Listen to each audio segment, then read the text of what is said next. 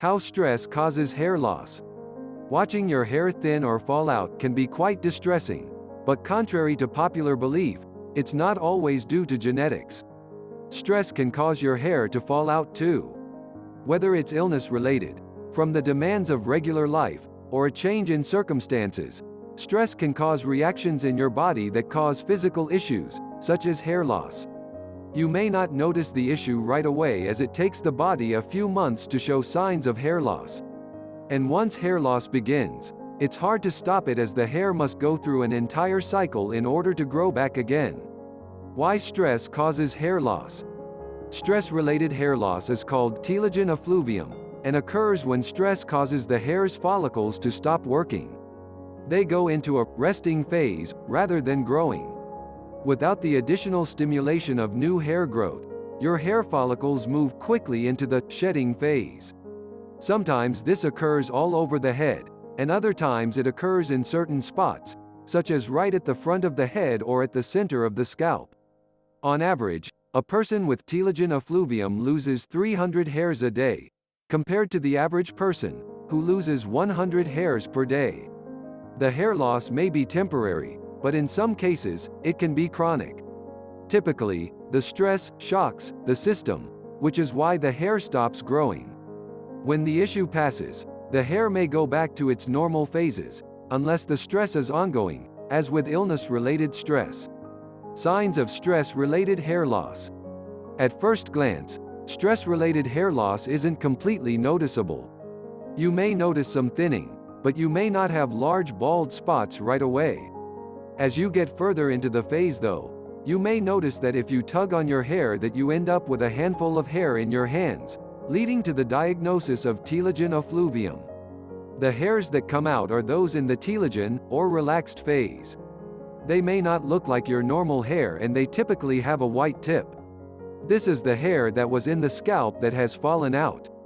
They haven't had a chance to transform and gain the gel-like protective coverage that normal hairs have.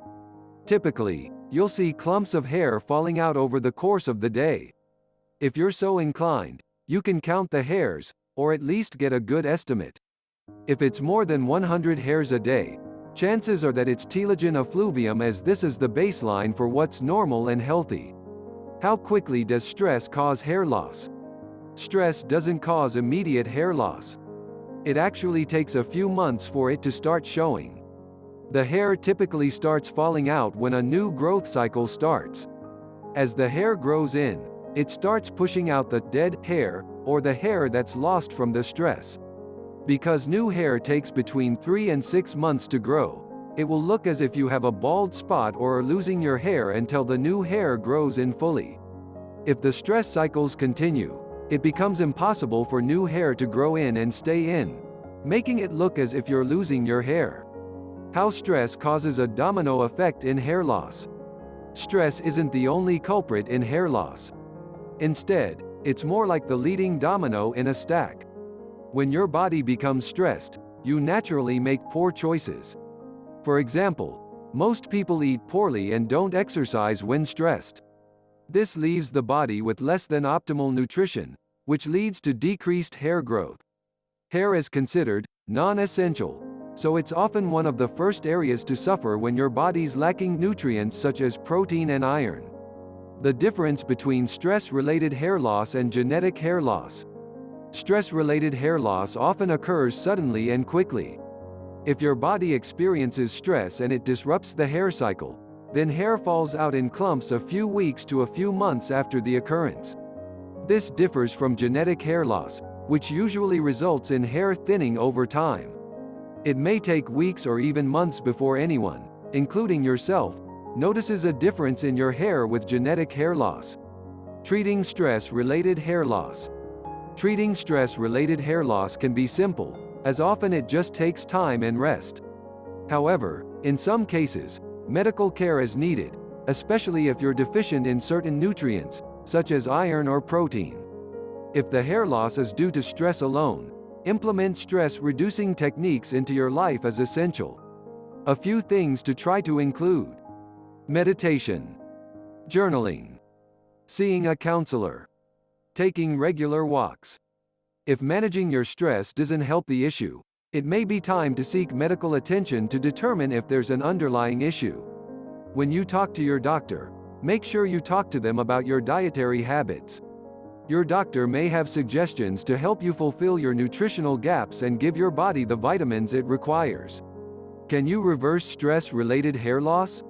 Fortunately, stress-related hair loss isn't permanent. In fact, when you start noticing the hair falling out, it means new hair growth has begun.